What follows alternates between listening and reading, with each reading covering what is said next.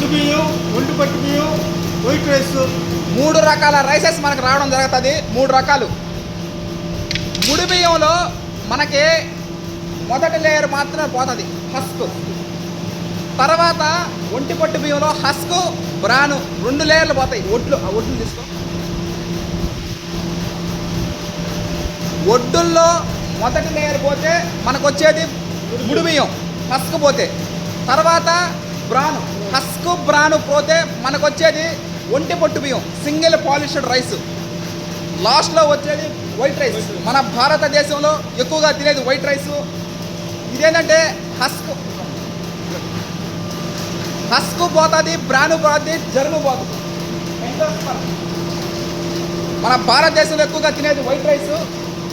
మన భారతదేశం అన్నపూర్ణ దేశం, rice bowl of India. Rice ఈ విధంగా రైస్ సాధించడం జరుగుతూ ఉంది. Thank you.